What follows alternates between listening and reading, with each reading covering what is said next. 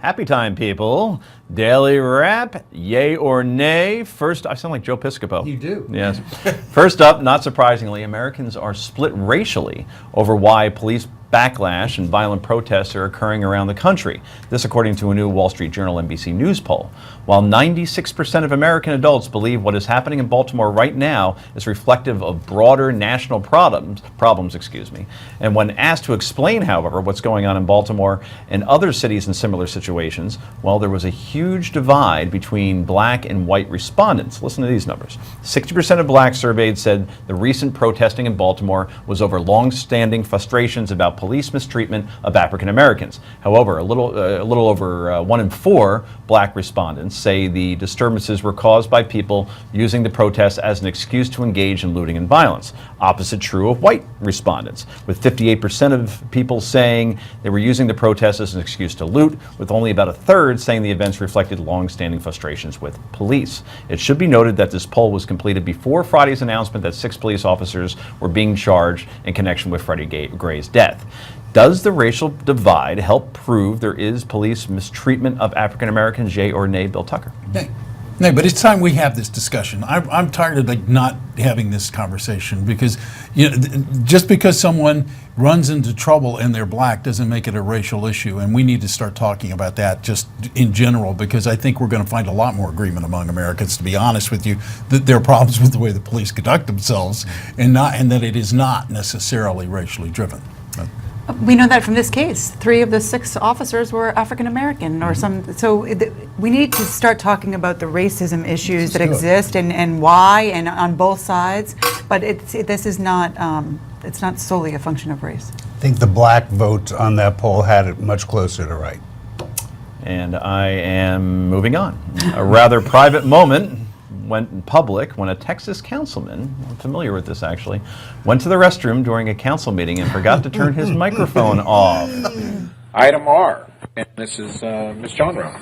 Thank you, Mayor. I'll try and keep this brief.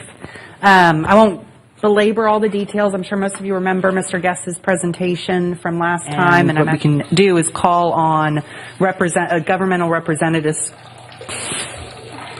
that are higher up the chain of command.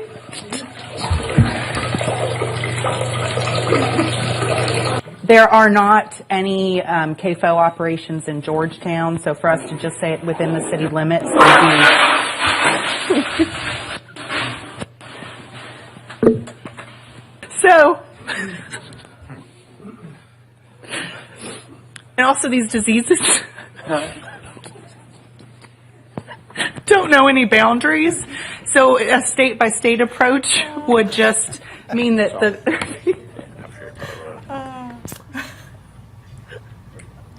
there'd be, would go across the border. Anyways, I'm going to stop talking now and ask that you give this serious consideration and approve this resolution. And this isn't the first time something like this has happened where a politician or celebrity forgets to turn the microphone off.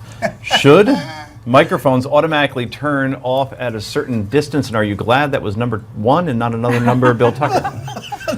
Well, Joe, you're the expert. I think we'll just leave this to you to answer. Exactly. You skipped that last question. I think you go yay or nay first. Yes. Well, if you come back on me, I am a yay. They absolutely should go off at a certain distance. In the case of Newsmax, about 47 feet I've measured it, but yes, this did happen once here, and it was horrifying to everybody in the control room. Let's just move on, shall we? Actress Kirstie Alley to plead guilty in the New Jersey bridge scandal. This, according to Twitter users, has completely misread a New York Times article. Apparently, reading and name recognition are proving to be difficult skills for many Americans who completely misread Friday's New York Times headline that read, Kirstie Alley to plead guilty in George Washington Bridge closing scandal, and thought the former Cheers actress was admitting involvement and guilt in the 2013 Bridgegate scandal. The actress had some fun with the mix-up on Twitter, joking, "This is how rumors get started," begging the New York Times to help rectify the situation,